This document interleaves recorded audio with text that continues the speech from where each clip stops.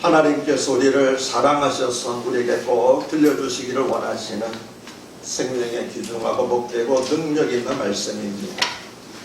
신약성경 사도행전 2장 1절로부터 4절 말씀을 함께 읽도록 하겠습니다. 저와 함께 한 절씩 교독합니다.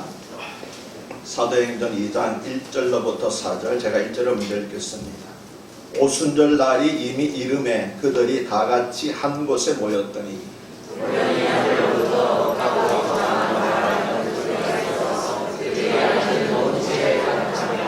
마치 불의 혀처럼 갈라지는 것들이 그들에게 보여 각 사람 위에 하나씩 임하여 있더니 그들이 다 성령의 충만을 받고 성령이 말하게 하시더라. 다른 언어로 말하기를 시작하니라. 아멘.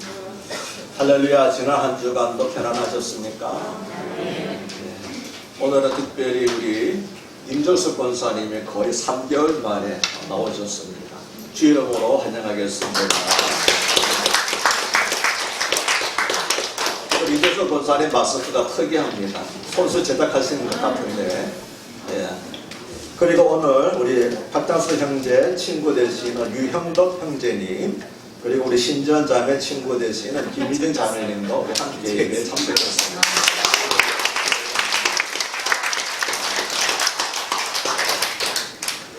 오늘은 교회 절기 가운데서 대단히 중요한 절기 가운데 하나인 성령 강림절입니다. 하지만 우리는 성령 강림절의 중요성을 거의 알지 못하고 깨닫지 못하고 거의 무시하고 지나갑니다. 그래서 교회 절기 하면은 많은 분들이 성탄절, 그리고 부활절, 그리고 하나 더하여 추수감사절 정도로 기억하고 있고, 성령 강림절은 거의 교회 절기가 아닌 것으로 그렇게 생각하는 분들이 많이 있습니다. 그러나 제 개인적으로 생각할 때는 성령 강림절은 성탄절만큼이나 중요한 절기입니다. 왜냐하면 예수님께서 오시지 않았더라면 인류는 여전히 죄 가운데 있겠지요. 그렇지만 성령께서도 아니하시면은 예수님께서 이루신 구속의 사역이 우리 아무 상관이 없습니다. 예수님께서 이미 이루어 놓으신 구속의 사역을 성령께서 우리에게 적용하시는 거예요. 그래서 성령을 받을 때에 예수님의 구원이 우리에게 임하는 것이고, 성령을 받지 못하면 예수님의 구원은 나와는 상관없는 거예요. 성령 받은 다른 사람들과 상관이 있지만 나와는 상관이 없기 때문에, 그래서 성령 강림절, 성령을 받는다는 것은 우리 인생에 있어서, 그리스도의 삶에 있어서는 성탄절만큼이나 그리고 부활절만큼이나 대단히 중요한 절기라는 것을 오늘 이후로는 여러분 새삼스럽게 인식해 주시기를 바랍니다. 성령 강림절은 지금으로부터 2000년 전에 오순절에 예루살렘에 있는 마가의 다락방에 모여 기도하던 120명의 신자들에게 성령이 임하신 사건을 기념하는 것입니다. 다락방이라고 하니까 좁은 다락방을 떠올리기 쉬운데, 성경에서 말하는 다락방은 우리가 생각하는 좁은 다락방이 아니라 2층에 만든 넓은 방을 가리켜서 다락방이라고 합니다. 그래서 다른 한글 성경들에서는 2층 방이라고 그렇게 번역을 했고, 요즘은 더 이상 다락방이라는 말을 현대적으로 번역한 성경에서는 사용하지 않습니다.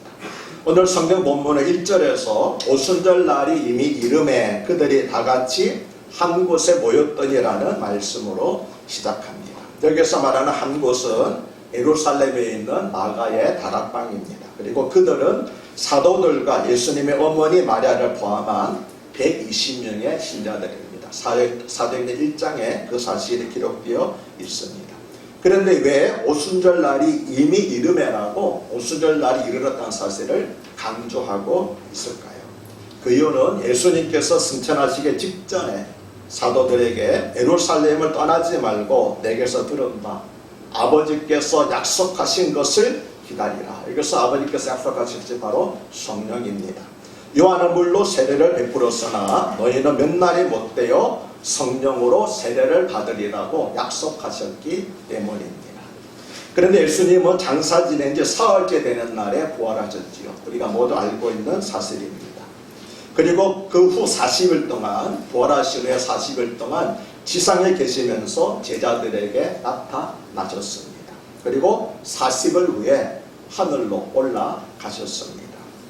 또 그로부터 열흘 후에 오순절에 성령께서 강림을 하셨습니다. 그러므로 예수님께서 몇 날이 못되어 성령으로 세례를 받으리라고 말씀하신 것은 바로 열흘 후인 오순절에 성령을 받을 것을 말씀하신 것이었습니다. 그리고 1절에서 오순절 날이 이미 이르매라고 한 것은 바로 예수님께서 말씀하신 너희는 몇 날이 못되어 성령으로 세례를 받으리라고 약속하신 그 오순절이 마침내 이르렀다는 사실을 강조하고 있는 것입니다.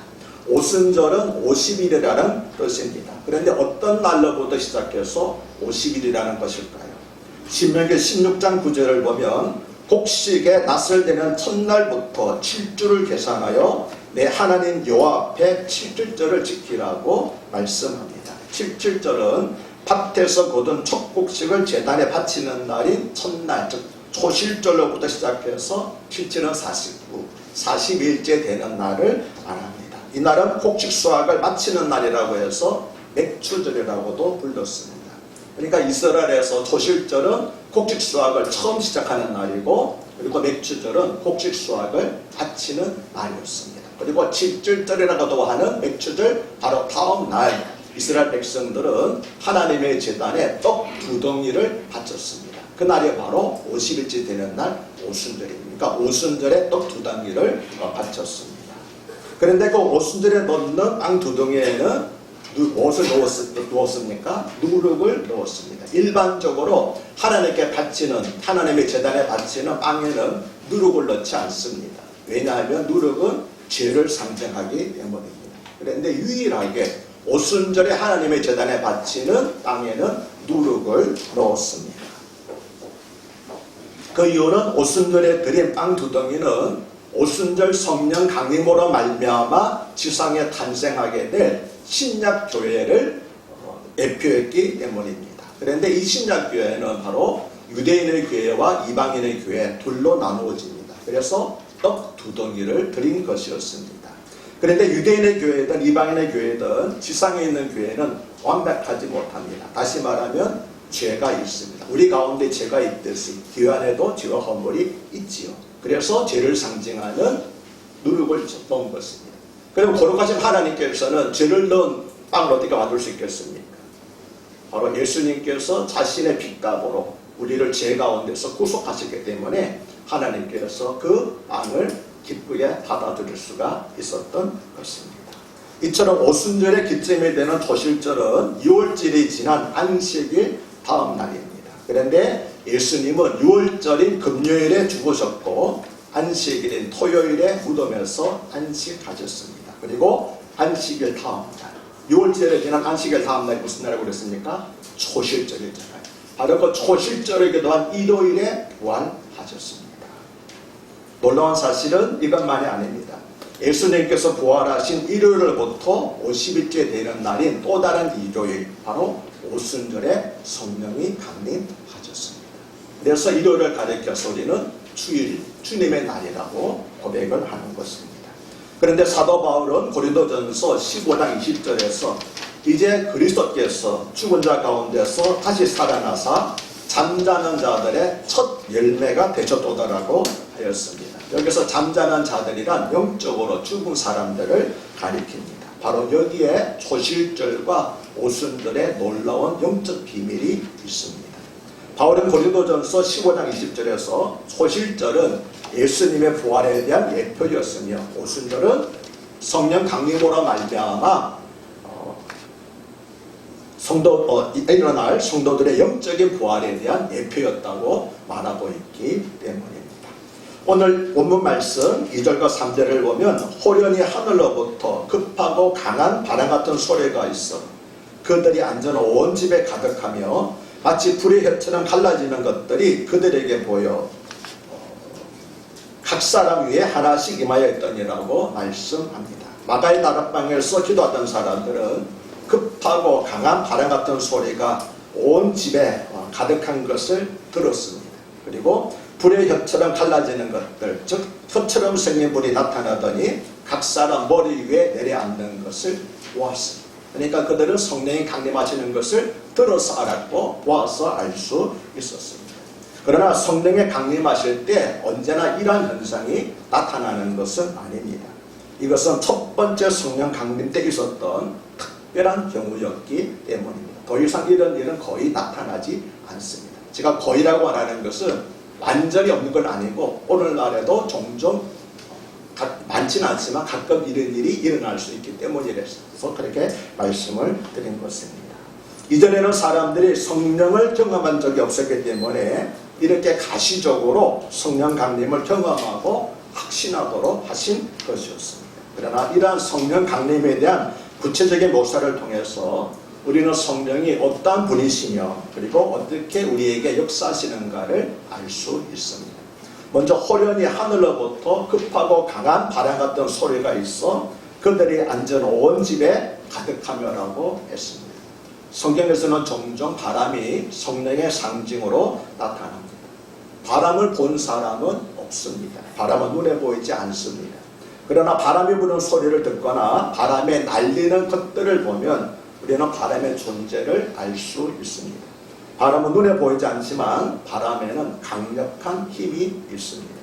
그래서 집재 같은 파도를 일으키기도 하고 아름드리 큰 나무를 뿌리째 뽑아 넘어뜨리기도 합니다.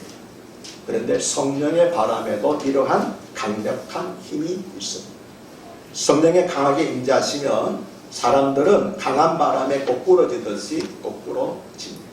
그리고 몸을 가누지 못해서 비틀거리거나 떼굴떼굴 울기도 합니다.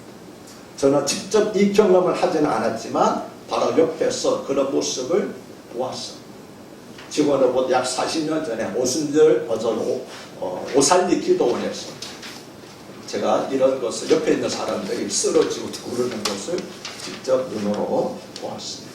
그때는 제가 초신자였기 때문에 그런 모습이 정상적으로 보이지 않았고 도리어 두려웠기 때문에 저는 얼른 그 자리로 도망쳐 나왔습니다.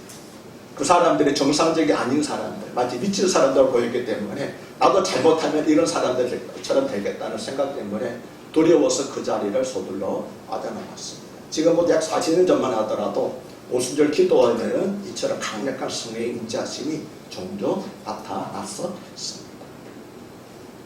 그러나 지금은 저도 성령의 강력한 임재하심을 경험하고 싶습니다. 그리고 내가 왜 그때 어리석게 그 자리를 도망쳐 나왔을까? 만약 내가 그러한 경험을 했더라면 오늘날 나는 목사가 되었더라도 다른 형태의 다른 모습의 목사가 되었을 것입니다. 그리스도로 살아가면서도 지금 나와 같은 이런 그리스도의 모습이 아닌 힘있고 능력이 있는 그런 그리스도로 살아갈 수 있을 텐데 하는 그런 안타까움이 지금까지도 회한이 남아 있습니다. 그래서 저는 지금이라도 성령의 이러한 강력한 임재하심을 경험하고 싶습니다. 그리고 여러분 모두에게도 이러한 성령의 강력한 임재하심이 나타나기를 매일같이 기도하고 있습니다. 저는 우리가 예배를 드리거나 기도할 때 성령의 강력한 임재하심이 나타나기를 항상 기도하고 있습니다. 만일 우리가 성령의 강력한 임재하심을 경험한다면 우리의 신앙생활이 분명히 달라질 것이기 때문입니다. 이처럼 바람으로 상징된 성령에는 우리의 생각과 행동과 인생관을 송두리째 바꾸어버리는 강력한 힘이 있습니다. 사랑 여러분, 그러므로 나에게도 바로 바람과 같은 성령이 임하여 주시옵소서라고 간절히 기도하시고 이 성령의 강력한 바람이 불면 코로나19도 다 날려갈 줄로 믿습니다. 성령 강림의 두 번째 현상은 불입니다. 3절은 마치 불의 혀처럼 갈라지는 것들이 그들에게 보여 각 사람 위에 하나씩 임하여 있더니라고 말씀합니다. 불의 혀처럼 갈라지는 것들이라는 말은 불이 타는 모습을 상징적으로 표현한 것입니다. 물론 이 불은 실제 불은 아닙니다. 만약 실제 불이라면 온통 집이 불타버렸겠지요. 구약 성경에서 불은 하나님의 임재하심을 보여주는 대표적인 상징이었습니다. 모세가 호렙산에서 하나님을 만났을 때도 하나님께서는 떨기나무 가운데 타지 않는 불로 모세에게 나타나셨습니다. 출애굽한 이스라엘 백성이 광야 생활을 할 때도 하나님께서는 불기둥으로 그들을 앞에서 인도하여 주셨습니다. 그런데 오순절의 성령이 바로 이와 같이 불타는 모습으로 타오른 것은 성령의 강력한 역사를 보여주는 것이었습니다. 성령에서 부른 하나님의 전능하신 능력과 더러운 것을 깨끗하게 하시는 사역을 상징하기 때문입니다. 또 하나님의 심판을 상징하기도 합니다. 이처럼 불로 상징된 성령에는 우리의 죄를 태워서 정결케 하시는 능력이 있고 또한 강한 능력으로 우리를 뜨겁게 하시는 그런 능력이 있습니다. 그러므로 사랑 여러분들, 성령의 강한 마음을 사모하시듯이 성령의 뜨거운 역사도 나에게 임하시기를 기도하시기를 바랍니다. 그러면 우리 뜻도 미지거나 그런 신앙생활이 아니라 성령을 사로잡아서 뜨거운 신앙생활, 그런 체험적인 그런 열정 있는 신앙생활을 할 수 있게 될 줄로 믿습니다. 뿐만 아니라 성령의 강한 바람이 코로나19를 날려버리듯이 성령의 강렬한 열기가 코로나19의 모든 세포도 죽일 줄로 믿습니다. 그래서 예수님께서는 사도행전 1장 8절에서 오직 성령이 너에게 임하시면 너희가 권능을 받고 예루살렘과 온 유대와 사마리아와 땅끝까지 이르러 내 증인이 되리라고 말씀을 하셨습니다. 여기서 예수님께서 말씀하신 권능을 받고라 해서 권능이라는 말로 번역된 헬라어는 두나미스인데 폭발적으로 강력한 힘을 가리킵니다. 바로 이 두나미스라는 단어에서 우리가 잘 알고 있는 영어 단어 다이너마이트라는 영어 단어가 파생되어 나왔습니다.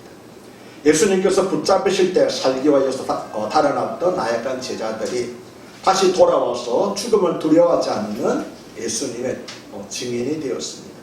그것은 그들이 예수님의 부활을 목격한 것과 그리고 오순절에 성령의 강력한 능력이 그들에게 임하셨기 때문입니다. 그래서 여러분에게도 이와 같은 성령의 강한 능력이 임하시기를 축복합니다. 그래서 결코 세상을 두려워하지 않고 도리어 세상에 우리를 두려워하는 복음의 증인들이 되시기를 바랍니다. 4절은 그들이 다 성령의 충만함을 받고 성령이 말하게 하심을 따라 다른 언어들로 말하기를 시작하니라고 말씀합니다. 4절은 성령의 임재하신 결과를 말씀한 것입니다. 먼저 다 성령의 충만함을 받고라고 하였습니다. 여기서 성령의 충만을 받다고 하는 것은 성령의 인도하심과 지배를 받게 되었다는 의미입니다. 사도 바울은 에베소서 5장 18절에서 술 차지 말라 이는 방탕한 것이니 오직 성령으로 충만함을 입으라고 말하면서 술에 취하는 것과 성령으로 충만한 것을 서로 비교하였습니다. 술에 취하는 것과 성령으로 충만한 것에는 공통점이 하나 있는데 그것은 자신의 의지가 아니라 술이나 성령의 의지에 따라서 말하기도 하고 행동하기도 한다는 것입니다. 평소에 수줍음을 잘 타고 얌전하던 사람도 술에 취하면 전혀 다른 사람이 됩니다. 고성방가를 하거나 단복한 행동을 하기도 합니다. 이처럼 평소에 소극적이고 전도를 두려워하던 사람도 성령으로 충만하면 전혀 다른 사람이 됩니다. 신앙생활을 뜨겁고 적극적으로 하게 되고 전도에도 열심을 냅니다. 물론 술에 취하는 것과 성령에 취하는 것에는 결정적으로 커다란 차이점이 있습니다. 술에 취한 결과는 방탕함입니다. 그러나 성령에 충만한 결과는 거룩함입니다. 또 성령이 말하게 하심을 따라 다른 언어들로 말하기를 시작하니라고 하였습니다. 이것은 방언을 했다는 것입니다. 그러면 성령으로 충만하면 다 방언을 하는가? 혹은 나는 방언을 하지 않는데 그러면 나는 성령을 받지 못했는가? 혹은 방언을 하지 않는 사람은 구원을 받지 못했는가? 라는 의문이 생길 수 있습니다. 이에 대한 대답은 그렇지 않다는 것입니다. 그 이유는 두 가지입니다. 첫째는 이 사건은 2000년 전에 오순절에 있었던 특별한 경험이었기 때문입니다. 둘째는 제자들이 말한 방언은 우리가 알고 있는 그런 방언이 아니라 다양한 외국어였기 때문입니다. 사도행전 2장 5절로부터 11절을 보면 오순절에 제자들이 한 방언은 사람들이 알아듣지 못하는 오늘날 우리가 듣는 그런 방언이 아니라 오순절을 지키려고 각 나라에서 온 순례자들이 각기 자기 나라 말로 알아들을 수 있었던 다양한 외국어 방언이었습니다. 그러므로 만일 오순절 사건을 예로 들면서 성령을 받은 증거가 방언이라고 주장한다면 오늘날에도 외국어로 방언을 해야 할 것입니다. 그러나 현재의 방언은 이 세상 언어가 아닌 말, 그래서 누구도 알아듣지 못하는 말입니다. 따라서 4절에 그들이 다 성령의 충만함을 받고 성령의 말하게 하심을 따라 다른 언어들로 말하기를 시작하니라는 말씀의 핵심 포인트는 성령의 충만함을 받고 방언했다는 것이 아니라 성령의 말하게 하심을 따라서 이제는 두려워서 말하지 못하고 숨어지려던 사람들이 담대하게 나가서 복음을 증언하게 되었다라는 데 포인트가 있는 것이지 그들이 방언했다는 데 포인트가 있는 것이 아닙니다. 오늘 설교의 제목은 오순절날이 이미 이르매입니다. 오늘 설교에서 제가 마지막으로 강조하려고 한 것은 오순절날이 이미 이르렀다는 사실입니다. 오순절날은 이미 이르렀습니다. 마가의 다락방에서 기도하던 120명의 신자들에게만 성령이 임하신 것이 아닙니다. 하나님께서 약속하신 성령은 이미 우리에게도 임하셨습니다.